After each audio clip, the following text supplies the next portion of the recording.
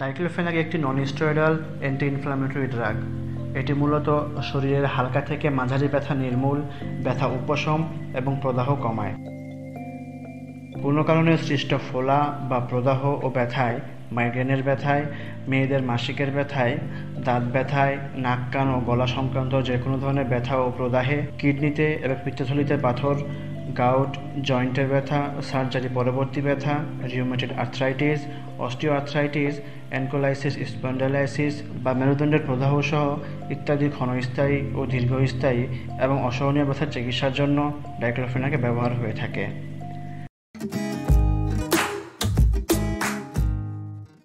Diclofenac বিভিন্ন মাধ্যমে গ্রহণ করা যেতে পারে। এটি গ্রহণের সবচেয়ে সাধারণ উপায় হলো মুখের মাধ্যমে। এছাড়া ওষুধটি বিভিন্ন রুটে দেওয়া যেতে পারে, যেমন ইনজেকশন আকারে ভেইন বা শিরায়, মাংস বা মাসেলে, মলদ্বার বা পায়খানা রাস্তায় সাপোজিটরি, চোখের প্রদাহ কমানোর জন্য ডাইক্লোফেনাক আই ড্রপ। হালকা থেকে মাঝারি ব্যথায় প্রয়োজন অনুযায়ী গ্রহণ করতে বলা হয়ে থাকে, তবে গুরুতর পরিস্থিতিতে দিনে 2 থেকে 3 বার উপদেশ দেওয়া হয়। সর্বোচ্চ 2 সপ্তাহের বেশি এই ওষুধ ব্যবহার করা উচিত নয়। দীর্ঘমেয়াদী চিকিৎসার জন্য এই ওষুধটি গ্রহণ করার আগে অবশ্যই একজন ডাক্তারের সাথে পরামর্শ করে নেবেন।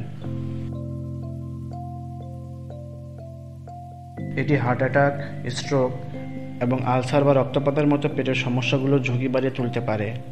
শ্বাসকষ্ট, কিডনি, লিভার বা আলসার রোগ থাকলে এই ওষুধ এড়িয়ে চলাই ভালো। ডাক্তারের পরামর্শ নিয়ে এর চেয়ে কম ঝুঁকিপূর্ণ বিকল্প ওষুধের পরামর্শ নিতে পারেন। বিশেষ করে হৃদরোগ বা গ্যাস্ট্রোইন্টেস্টাইনাল সমস্যাযুক্ত ব্যক্তিদের জন্য এই ওষুধের ব্যবহারে সতর্কতা অবলম্বন করা উচিত।